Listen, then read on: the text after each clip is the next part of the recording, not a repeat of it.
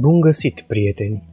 În acest videoclip vă propunem un traseu turistic în Emiratele Arabe Unite, unde vom descoperi împreună 40 de atracții turistice.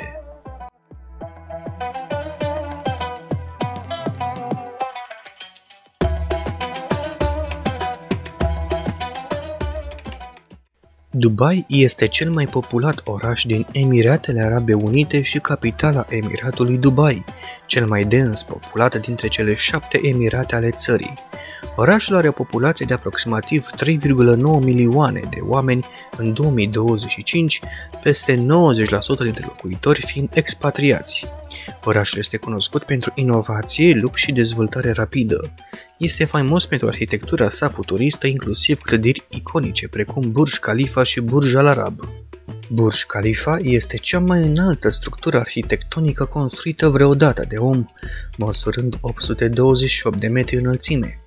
De-a lungul timpului, clădirea a stabilit mai multe recorduri, printre care construcția cu cele mai multe etaje, 163, lifturile cu cea mai mare viteză din lume, 64 de km pe oră, moscheea situată la cea mai mare înălțime, etajul 158.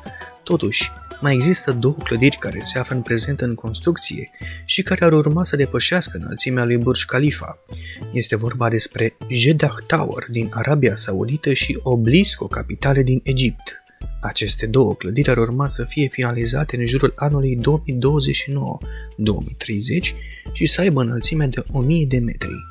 În continuare, cel mai mare sistem de fântâni coregrafiate din lume și urcarea în Burj Khalifa la etajul 124.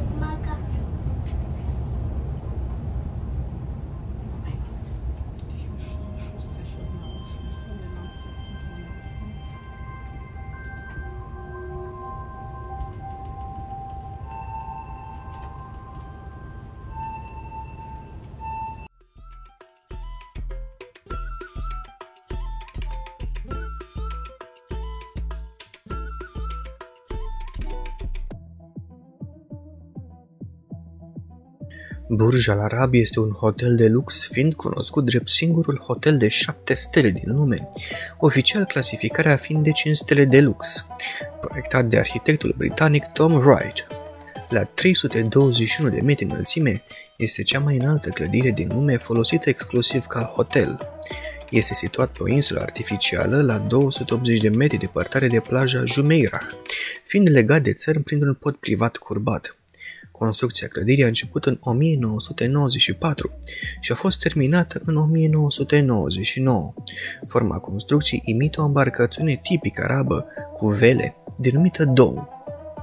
Palm Jumeirah este un arhipelag de insule artificiale care au fost create prin recuperarea terenurilor. După cum sugerează și numele, acestea au fost create pentru a semăna cu un palmier. Construcția insulei a început în iunie 2001, iar dezvoltatorii au anunțat predarea primelor unități rezidențiale în 2006. Atlantis The Palm este un complex hotelier de lux situat la vârful acestei insule artificiale. Suitele subacvatice Poseidon și Neptune de la Atlantis The Palm sunt doar două dintre puținele camere de hotel subacvatice din întreaga lume și apar în mod regulat în listele cu cele mai unice locuri de cazare din lume. Sheikh Zayed Road, cunoscut și sub denumirea de E11, este o autostradă și cel mai lung drum din Emiratele Arabe Unite.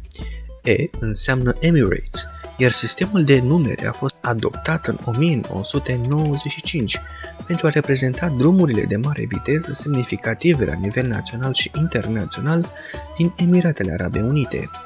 E11 găzduiește majoritatea zgârienorilor din Dubai, inclusiv Emirates Towers. Dubai Frame este un observator, muzeu și monument din Parcul Sabil. Deține recorduri pentru cea mai mare ramă din lume. Clădirea are o înălțime de 150 de metri și o lățime de 95 de metri. Clădirea servește în principal ca un observator, oferind vederi ale vechiului Dubai în nord și părți mai noi în sud. Muzeul Viitorului este dedicat explorării viitorului științei, tehnologiei și inovației. Este găzduit într-o clădire în formă de torus, cu ferestre sub forma unui poem în arabă despre viitor, scris de conducătorul Dubaiului, șeicul Mohammed bin Rashid Al Maktoum. Guvernul Emiratelor Arabe Unite a deschis muzeul la 22 februarie 2022. Dubai Mall este cel mai mare centru comercial din Dubai. Mall-ul face parte din complexul de 20 de miliarde de dolari numit Downtown Dubai, care este adiacent Burj Khalifa și include peste 1200 de magazine. Dubai Mall a primit un record de 111 milioane de vizitatori în 2024. Printre recordurile mondiale deținute de Dubai Mall se află și cel mai mare mall din lume după suprafața totală, 1.124.000 de metri pătrați, cel mai mare panou acrilic acvariu din lume. Souk Madinat Jumeirah este o piață populară arabă, partea stațiunii Madinat Jumeirah ce oferă alei nesfârșite prin care vă puteți plimba.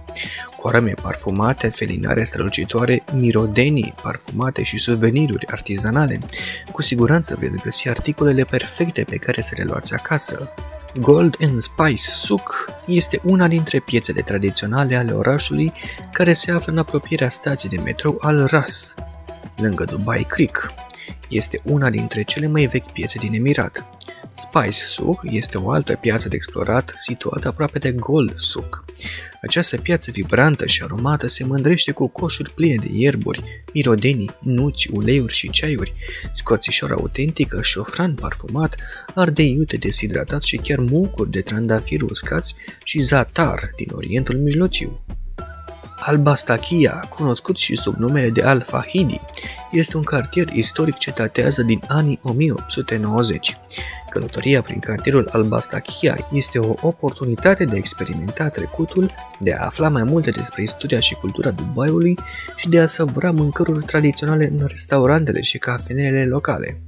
Arhitectura cartierului reflectă caracteristicile unice ale construcțiilor arabe, inclusiv utilizarea turnurilor de vânt pentru răcirea clădirilor. Al-Shindaga este de asemenea un cartier din centrul tradițional al orașului Dubai. A suferit lucrări majore de restaurare pentru a revigora zona istorică și clădirile sale. Din 1912 până în 1958, conducătorul de atunci al Dubaiului, șeicul Said bin Maktoum, a locuit în zonă. Reședința sa reconstruită din Al-Shindaga este acum deschisă publicului ca muzeu. Muzeul spune povestea mândră a trecutului națiunii și a tradițiilor reverente. Dubai Creek, Birth of a City, al muzeului este o experiență multimedia de ultimă generație care ghidează vizitatorii prin dezvoltarea dramatică a zonei de-a lungul secolelor.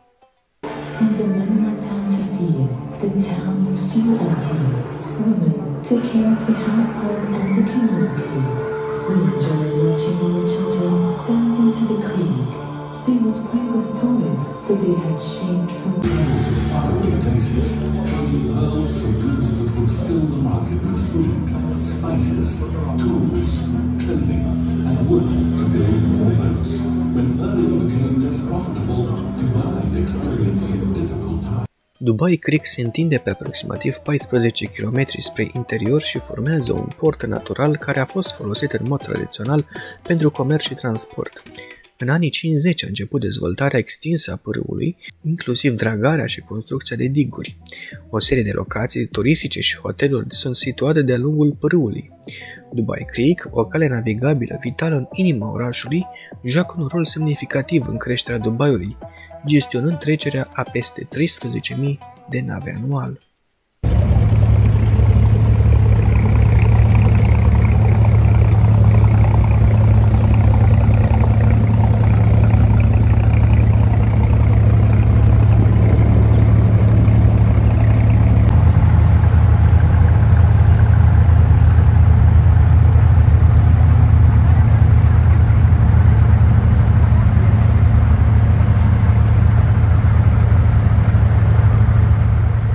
Mall of the Emirates este un centru comercial dezvoltat și deținut de Majid Al Futtaim Group. A fost deschis în noiembrie 2005 și este situat la nodul 4 de pe Sheikh Zayed Road. Centrul comercial include în prezent peste 630 de magazine, 7900 de locuri de parcare, peste 100 de restaurante și cafenele, 80 de magazine de lux și 250 de magazine emblematice. De asemenea, găzduiește activități de agrement pentru familie. Plecarea într-un safari în deșert este unul dintre cele mai populare lucruri de făcut pentru vizitatorii orașului. Este o modalitate grozavă de a vedea nu doar deșertul maestos, ci și fauna sălbatică nativă a Dubaiului. Noi am fost preluați de la hotel de ghidul și șoferul nostru într-un vehicul 4x4, apoi am plecat din oraș spre nisipuri. După o scurtă oprire pentru a finaliza pregătirile, șoferul nostru s-a aventurat în deșert și aici a început adevărata distracție, cu o plimbare interesantă pe și în jurul dunelor. Apoi am ajuns într-o tabără de deșert, unde am servit băuturi răcoritoare și un grătar arabesc. Ne-am plimbat cu Camila și am îmbrăcat costume tradiționale. Am urmărit un spectacol belly și tanura dance.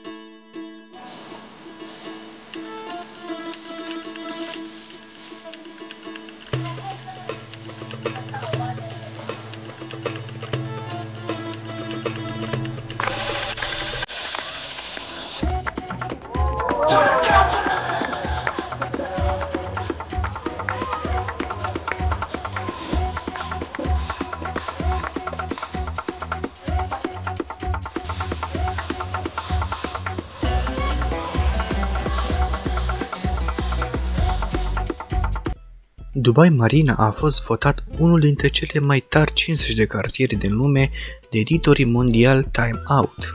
Cafenelele elegante și piețele artizanale sunt înșiruite pe lângă promenada Dubai Marina Walk, iar Marina Dubai Mall este plin de mărci de lux și lanțuri de magazine internaționale.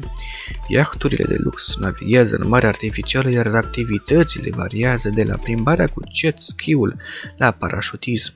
Se poate observa și Ain Dubai, cea mai înaltă roată de observație din lume, la o înălțime de 250 de metri. Și aici am avut parte de un spectacol Tanura Dance. Lăsăm Dubaiul pentru o vizită ulterioară, pentru că mai sunt multe locuri pe care nu am reușit să le vedem, însă așa cum am obișnuit, le vom menționa în secțiunea de descriere. Acum, următorul emirat.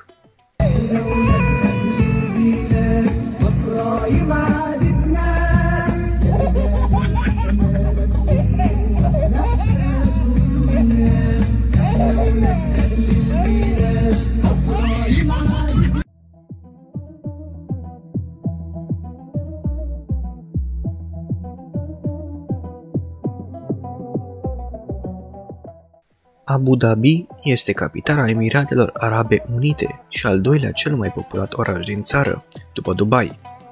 Autoritatea de investiții din Abu Dhabi are sediul în oraș și a fost al treilea cel mai mare fond suveran de avere din lume în 2022. Orașul însuși are active în valoare de peste $1 trilion, găzduiește birouri ale guvernului local și federal și este casa guvernului Emiratelor Arabe Unite și a Consiliului Suprem pentru Afaceri Financiare și Economice. Marea moschee Sheikh Zayed este cea mai mare moschee din țară și este locul cheie de cult pentru rugăciunile islamice zilnice. Există o replică mai mică a acestei moschei în Surakarta, un oraș din Indonezia. A fost construită între 1994 și 2007, iar axa principală a clădirii este rotită cu aproximativ 12 grade la sud de vestul adevărat, aliniind în direcția Kaaba din Mecca, Arabia Saudită. Are 82 de cupole, peste 1000 de coloane, candelabre aurite de 24 de carate și cel mai mare covor înnodat manual din lume. Sala principală de rugăciune este dominată de unul dintre cele mai mari candelabre. Moscheea este suficient de mare pentru a găzdui peste 40.000 de închinători, în timp ce sala principală de rugăciune poate găzdui peste 7.000 de oameni. Există 4 minarete în cele 4 colțuri ale curții, care se ridică la aproximativ 107 metri înălțime. Curtea, cu designul său floral, măsoară aproximativ 17.000 de metri pătrați și este considerată a fi cel mai mare exemplu de mozaic de marmură din lume. Explorați centrul orașului Abu Dhabi, plin de energie, care găzduiește magazine de lux și hoteluri de tip boutique, toate la doar câteva minute de principalele atracții ale capitalei. Fie că sunteți aici pentru afaceri sau pentru a vă bucura de soare, împreună cu cultura bogată a orașului, centrul orașului Abu Dhabi are ceva pentru toți vizitatorii cu siguranță.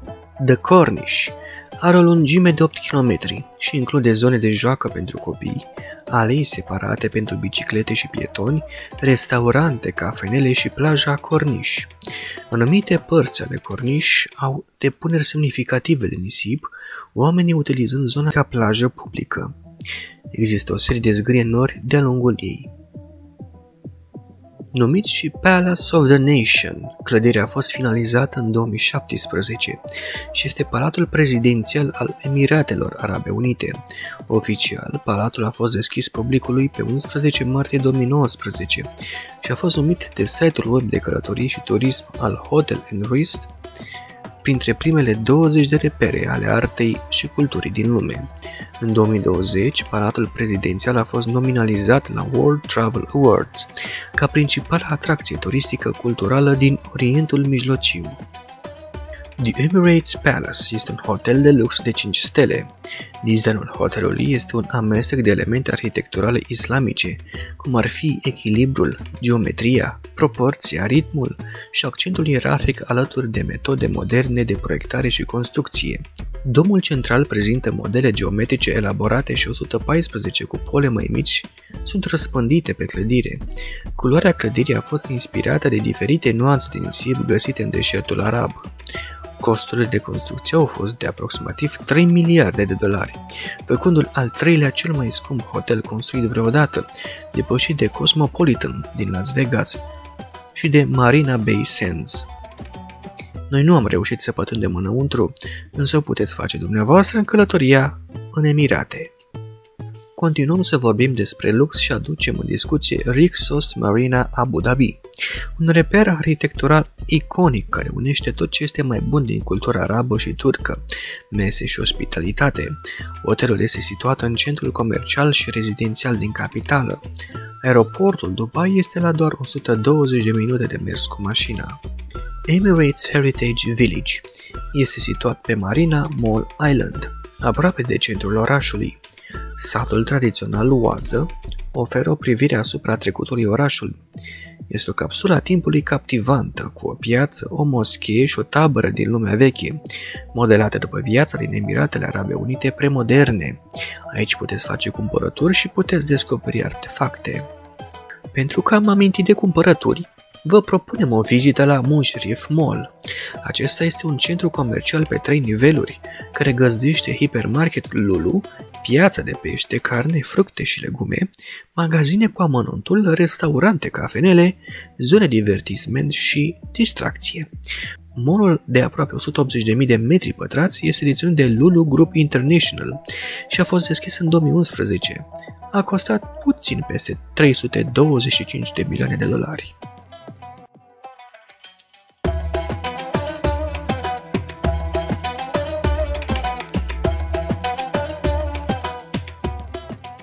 Fujairah se află la polele munților Hajar și este capitala Emiratului cu același nume.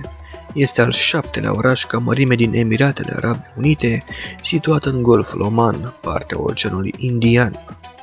The Sheikh Zayed Mosque este a doua ca mărime din Emiratele Arabe Unite după moscheea cu aceeași nume din Abu Dhabi. Moscheea a fost deschisă în 2015, iar conducătorul Emiratului a condus primele rugăciuni de Eid. Asemănătoare ca aspect cu moscheea albastră din Istanbul, această mare moschee albă este un reper care este vizibil din multe locații din centrul orașului. Poate găzdui aproximativ 28.000 de închinători și măsoară 39.000 de metri pătrați. Are 65 de cupole și 6 minarete cu înălțime între 80 și 100 de metri. Fortul Fujairah este un fort ce datează din secolul al XVI-lea, printre cele mai vechi și cele mai mari castele din țară. Fortul face parte dintr-un complex cu mai multe case vechi și o moschee. Este străjuită de 3 turnuri de veche rotunde și un turn de veche pătrat. Clădirea este construită din materiale locale, mai ales pietre, pietriș, noroi, fân și tencuiele. Datarea cu radiocarbon a identificat data construcției în jurul anilor 1500-1550. Amplasată de-a lungul drumului de coastă pitoresc dintre Diba și Corfacan, Albidia Mosque servește ca o mărturie remarcabilă a bogăției moștenirii culturale a Emiratului Fujairah, fiind una dintre cele mai vechi moschei din Emirate, dacă nu chiar cea mai veche după unele surse. Se crede că moschea a fost construită în 1446, împreună cu cele 2 turnuri de pază cu vedere la moschee și la sat. Experimentați sentimentul unei piețe tradiționale arabe la Friday Market. Amplasată între munții Hajar, piața este renumită pentru varietatea de mărfuri vândute, de la legume, fructe și plante, la jucării, covoare și ghivece. Este cunoscută în special pentru produsele sale proaspete și cultivate local, datorită climei unice din Masafi, cu precipitații neobișnuit de mari. Deși piața se numește Friday Market, este deschisă zilnic, nu doar vineri și de sărbătorile legale.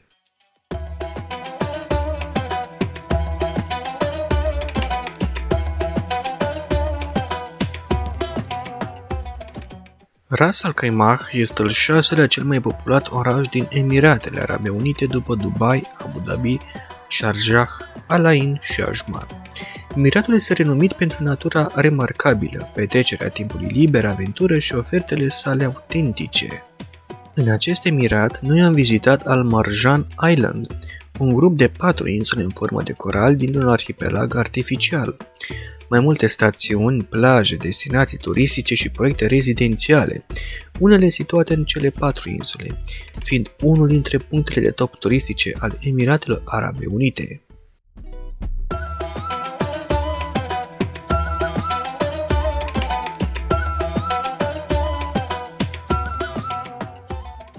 Al Quwain este capitala și cel mai mare oraș al Emiratului cu același nume. Economia orașului se bazează în primul rând pe pescuit și turism, cu unele activități industriale și comerț. Numele se crede că înseamnă mama celor 2 puteri, care se deriva din expresia arabă care indică influența dublă a pământului și a apei în regiune. Fortul a fost sediul conducătorilor din Al Quwain și centrul guvernului din Emirat până în 1969. A fost folosit ca post de poliție înainte ca fortul să fie restaurat și deschis publicului în 2000 de către șeicul Rashid bin Ahmed Al Muala, conducătorul Emiratului la acea vreme. Astăzi găzduiește Muzeul Național. Exponatele includ artefacte din importantul sit arheologic Ed-Dur. Moscheile din orașul vechi sunt presărate în jurul districtului pentru a facilita membrii musulmani. De asemenea, ei pot oferi rugăciuni zilnice. În imagine, moscheea Sheikh Abdullah bin Rashid.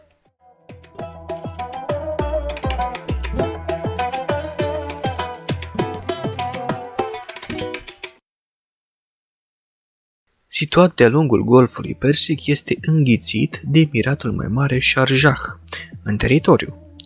Populația zonei metropolitane din Ajman în 2025 este estimată la 424.000,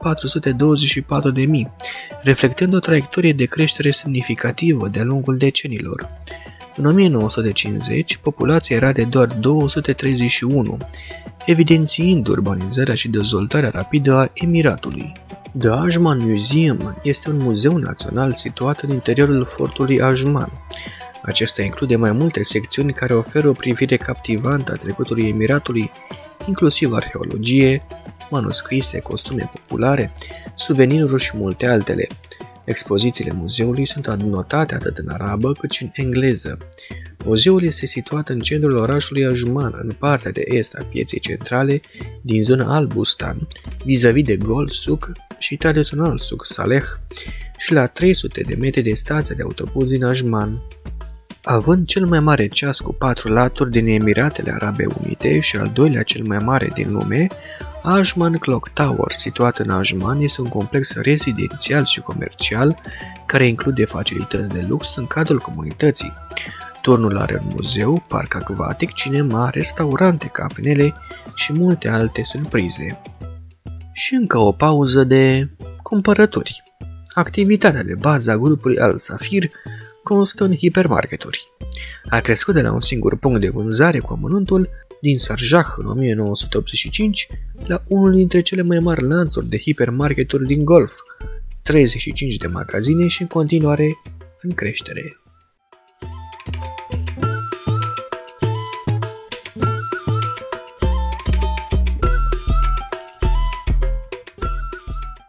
Sharjah este al treilea oraș ca populație din Emiratele Arabe Unite. Este capitala Emiratului Sharjah și face parte din zona metropolitană Dubai-Sharjah-Ajman. Ediția din 2016 a QS Best Student Cities a clasat Sharjah drept al 68-lea cel mai bun oraș din lume pentru a fi student universitar. Sharjah este considerată capitala culturală a Emiratelor Arabe Unite și a fost capitala culturii islamice în 2014. De asemenea, a fost desemnată capitala mondială a cărții în 2019 de către UNESCO. Moscheea Al-Nur este un design turcesc otoman și a fost inspirată de Moscheea Sultan Ahmed din Turcia. Este una dintre moscheile deschise publicului din Sharjah și care are peste 600 total de moschei. În 2014, moscheea a stabilit un record mondial Guinness pentru cea mai mare cutie de caritate din lemn din lume, pentru campania lor de donații pentru Ramadan. Moscheea King Faisal a fost construită în 1984 și deschisă publicului 3 ani mai târziu.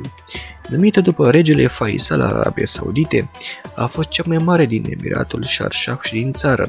În prezent, moscheea Sharjah din zona Tai este cea mai mare moschee din Emirat, iar Marea Moschee Sheikh Zayed este cea mai mare din țară.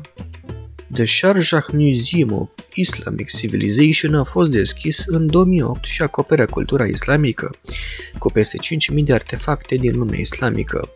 Obiectele includ caligrafie, sculpturi, ceramică, monede, sticle manuscrise, metalurgie și instrumente științifice. A fost cunoscută anterior ca Muzeul Islamic și a fost deschisă în 1996, înainte de a fi mutat și readăpostit în clădirea actuală. Muzeul dispune de săli de rugăciune, o cantină, un magazin de suveniruri, parcare spațioasă, săli de odihnă și are facilități și acces pentru scaune cu rotile pentru persoane cu dizabilități. Sharjah Central Souk, cunoscut și sub numele de Blue Souk sau Gold Souk, este o piață acoperită situată pe strada King Faisal. Ea este formată din două clădiri mari conectate cu o suprafață de aproximativ 80.000 de metri pătrați și peste 600 de magazine. Motivul pentru care piața se mai numește Blue Souk este prezența blăcilor albastre de pe pereți exteriori. Souk al-Jubail se întinde pe o suprafață de peste 400.000 de metri pătrați. Piața este formată din 3 secțiuni: secțiunea fructe și legume, secțiunea pește și secțiunea carne și păsări de curte. Mai mult, există o zonă dedicată pentru grătar cu pește care completează experiența vizitatorilor, unde aceștia se pot bucura și răsfăța propriile papile gustative cu mâncărurile delicioase pregătite la maxim. Vizitatorii se pot bucura de o experiență unică în care pot cumpăra cele mai bune produse și pot descoperi alimente proaspete, servicii, evenimente și diverse activități interactive, care se desfășoară pe tot parcursul anului.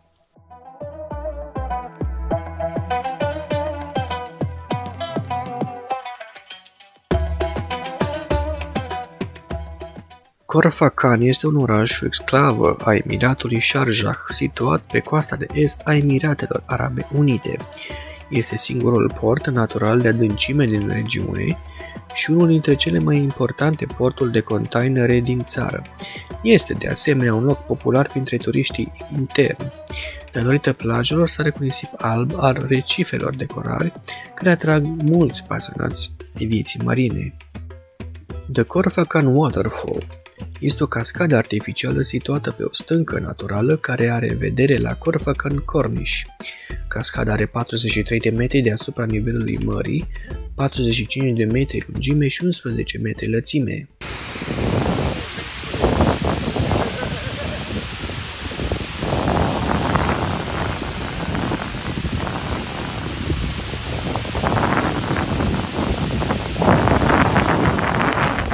Corfacan Beach este unul dintre cele mai populare locuri turistice din Sharjah și scapare de weekend din țară cu activități pentru fiecare tip de călător. Localnicilor le place să facă o excursie de o zi aici pentru o schimbare plăcută față de vremea din Sharjah. Așa cum v-am obișnuit, alte atracții turistice le veți găsi în secțiunea de descriere. Noi v-am prezentat doar ceea ce am reușit să vizităm, dar sunt alte numeroase atracții turistice, unele poate chiar mai importante, unde noi nu am reușit să ajungem, dar care așteaptă să fie descoperite sau redescoperite.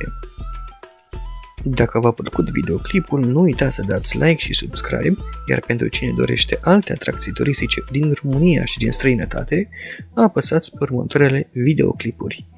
Pe curând!